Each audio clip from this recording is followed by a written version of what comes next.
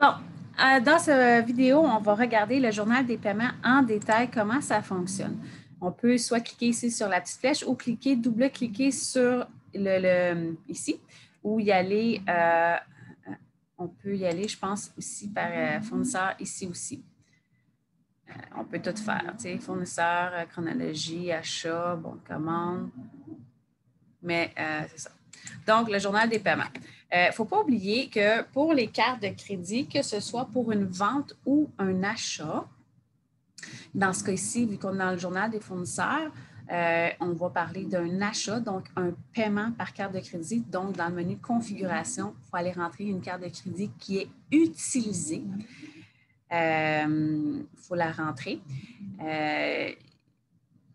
Si c'est PayPal, Stripe, ces choses-là, il faut toutes les ajouter. Bien, plus on va les ajouter, plus ça va être détaillé, moins on va chercher au niveau des rapprochements bancaires et des états financiers. Effectuer les paiements, effectuer les avis de versement, parce que des fois, un avis de versement, ça va être bon de le faire quand on fait un virement EFT. Pour que le fournisseur, tu sais, il va avoir, dans le fond, parce que lui, comment que ça va fonctionner, il va recevoir dans son compte de banque un dépôt, exemple, de 92 et 89, mais que ça impute 3 factures. Tandis que quand on a effectué l'avis de versement, ça va lui envoyer le détail du paiement. C'est vraiment intéressant. Chercher un paiement, corriger un paiement. Donc, on va double-cliquer dessus pour aller voir ça en détail.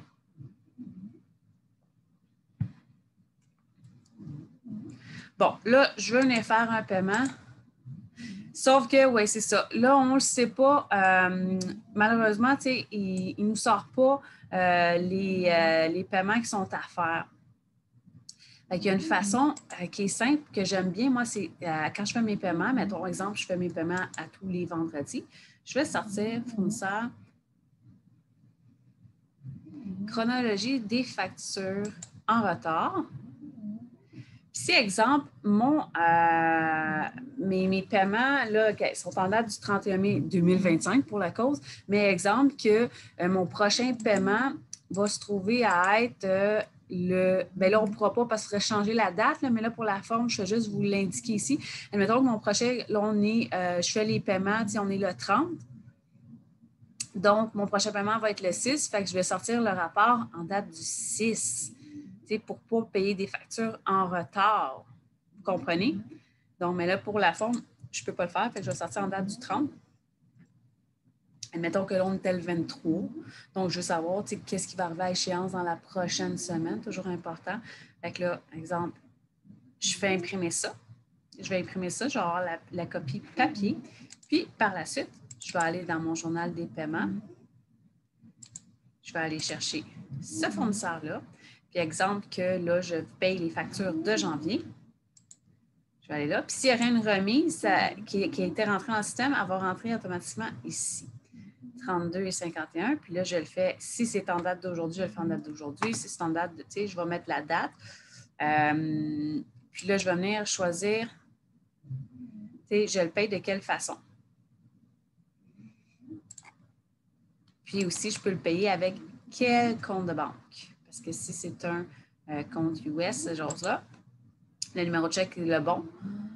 Tout est bon, parfait. Une fois que c'est fait, on vient imprimer. Si on a une copie déjà imprimée du chèque, on vient l'imprimer, mais c'est sûr qu'il faut avoir fait la programmation ici du formulaire ou si on fait des bons vieux chèques à la main, parce qu'exemple, on fait 2 chèques par mois, les autres, on les paye toutes par virement Interac, ces choses-là, bien, là, mettons, on met comme ça, bien là, je fais traiter.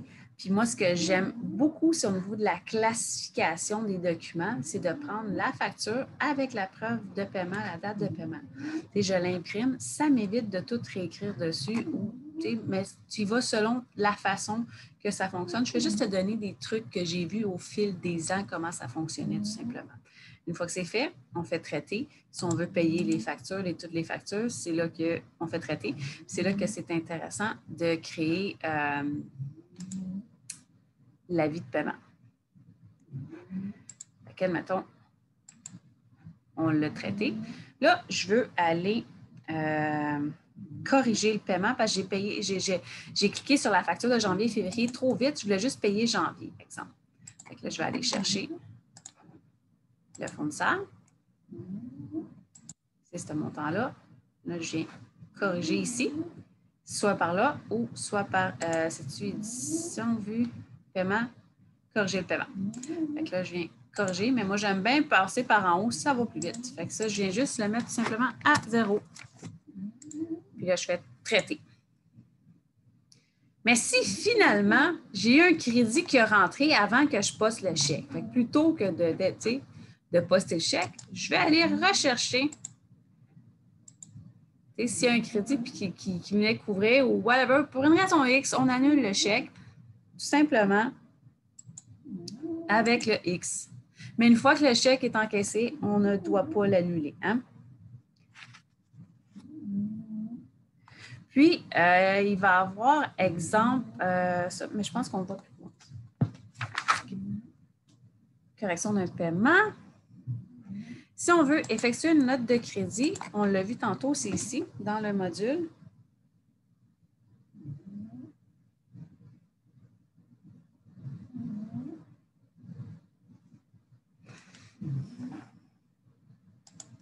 On vient ici faire une note de crédit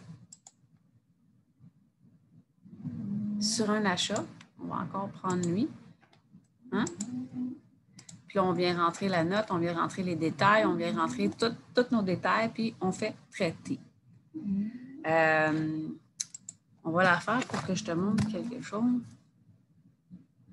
Bon, il faut que je mette un numéro d'article. Ça comme ça, on la traite. Le numéro de la note de crédit n'est pas... Ah! On va la voir. Vous voyez, il ne me laisse pas faire. On va la mettre en date du 30 parce que dans le journal des paiements, on est en date du 30. Fait que là, on a fait la note de crédit. On va aller faire le paiement en appliquant la note de crédit. Comme ça, comme ça, comme ça. Et voilà, on traite, on s'assure que tous les numéros sont bons. Puis là, pour la forme, admettons que je veux voir ça. Il y a quelque chose, c'est je peux aller cliquer dessus. Finalement, la note de crédit, je veux l'annuler, elle n'est pas bonne.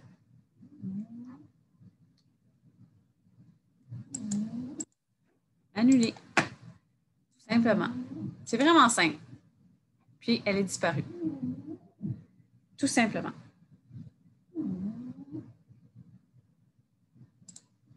On va aller voir les différents rapports dans le module fournisseur. Chronologie des fournisseurs. Donc, on va voir ça. Mettons, on va faire tous. Qu'est-ce que c'est ce rapport-là? C'est toutes leurs factures par ordre chronologique. Si on veut juste voir un fournisseur, on sélectionne juste un fournisseur. On peut sélectionner aussi, on a toujours l'option sommaire ou détail pour tous les rapports. Sommaire, bien, si on voit grosso modo, on va voir beaucoup moins de détails. On voit juste les montants. Les montants, that's it, that's all, qui sont dus. Ensuite de ça, chronologie des factures en retard, on l'a vu tantôt. Achat auprès du fournisseur, c'est un peu la... On va voir vraiment pour nos stocks, où est-ce qu'on a acheté. Les contrats plaqués. On a acheté, combien qu'on a acheté pour ce fournisseur-là, on a tous les détails.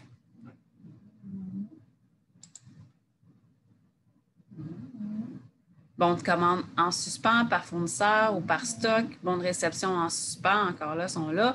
Les T4 imprimés, les T4A, c'est ici, les T5 018 et les listes d'articles par fournisseur.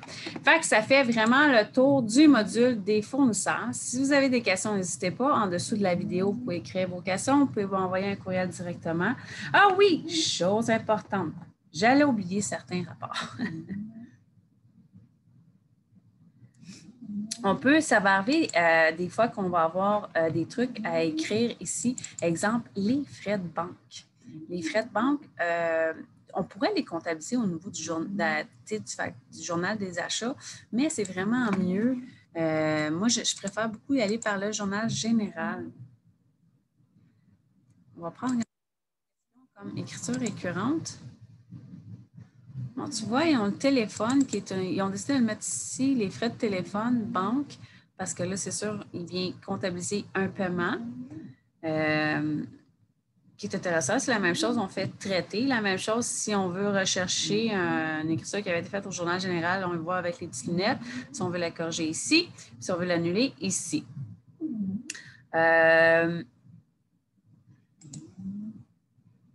Désirez-vous vraiment supprimer? Oui. Ensuite de ça,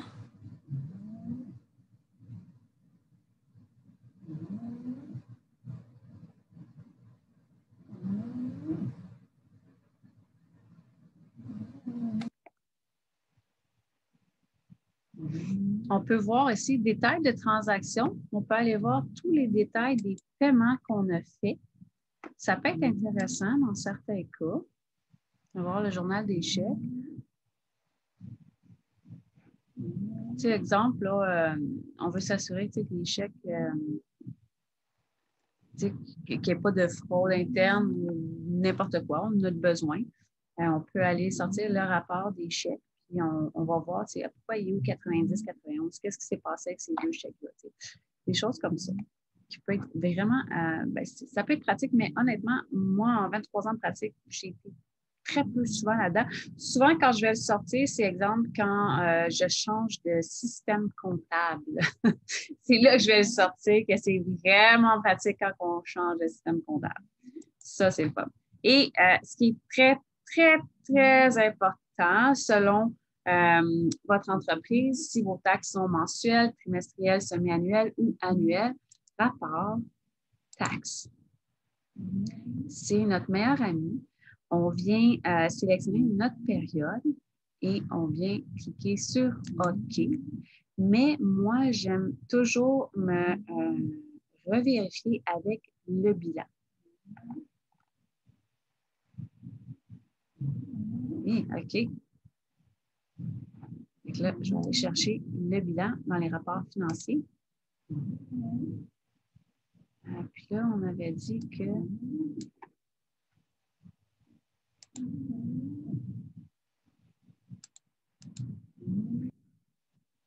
bon, je ne suis pas capable, attendez.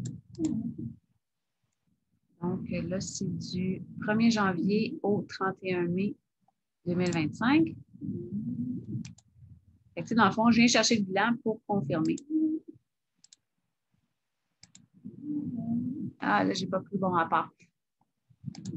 Et rapport, bilan du 1er janvier au 31 mai 2025.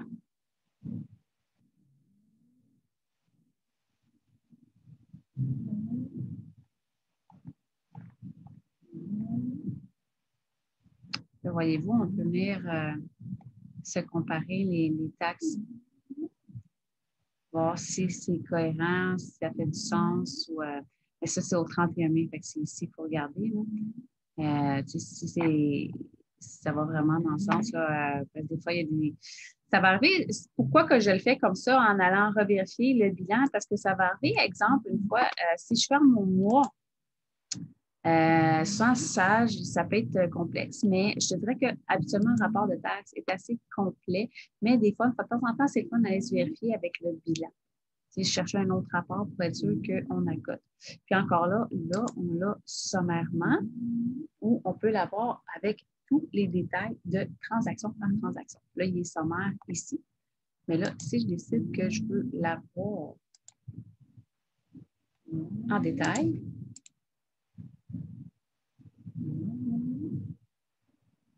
on l'a en détail, transaction par transaction. Encore là, on peut imprimer, on peut changer les paramètres d'impression, on peut l'exporter, on peut l'ouvrir dans Excel, on peut modifier les colonnes, ces choses-là. Mais je te dirais que je ne l'exporte pas dans Excel, je le travaille directement dans Sage. On peut aller chercher différents rapport de taxes selon nos remises de taxes, mais je te dirais que moi, c'est avec eux que je travaille le plus.